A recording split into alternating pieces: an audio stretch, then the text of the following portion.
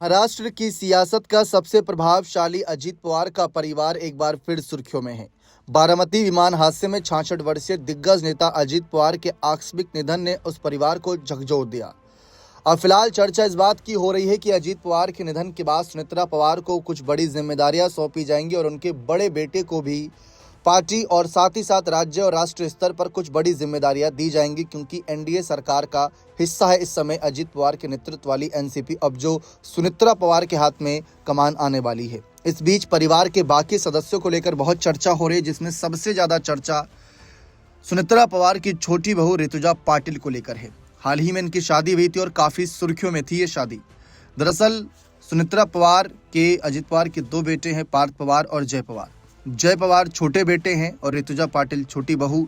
जय पवार की शादी ऋतुजा पाटिल से दिसंबर 2025 में हुई थी। ऋतुजा पाटिल अमेरिका के लॉस एंजलिस से बैचलर ऑफ डिजाइन में ग्रेजुएशन किए हैं।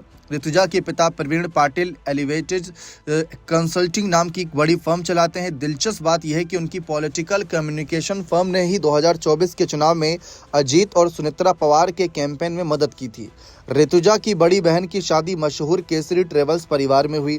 अजीत पवार ने अपने छोटे बेटे जय की शादी के लिए भारत के बजाय एक इस्लामी देश बहरीन को चुना। बहरीन के आलीशान 5 स्टार होटल में यह डेस्टिनेशन वेडिंग हुई थी।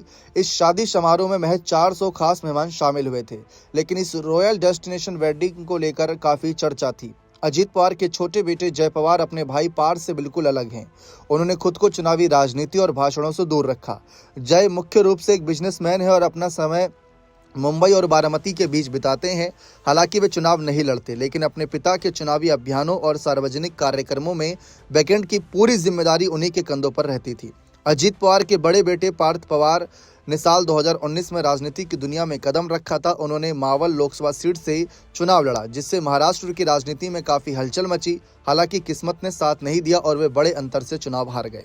फिलहाल अब चर्चा इस बात की लेकर ही हो रही है कि कौन राजनीति में आगे आएगा, कौन नहीं आएगा, क्योंकि परिवार में काफी सदस्य हैं जो सामाजिक तौर पर सक्रिय हैं। चर्चा इस बात की भी हो रही है कि छोटी बहू को भी कोई जिम्मेदारी मिलेगी, क्योंकि अजीत पवार जो जिम्मेदारियां संभालते थे अकेले, वो कई लोगों को संभालनी पड़ेगी, ऐसा राजनीतिक विश्लेषकों का मानना है, क्योंकि वो सिर्फ अजीत ही कर सकते थे और उनके जाने के बाद अलग अलग जिम्मेदारियां बांटकर राज्य और पार्टी नेतृत्व और राष्ट्रीय स्तर पर पार्टी को आगे लेकर जाना पड़ेगा।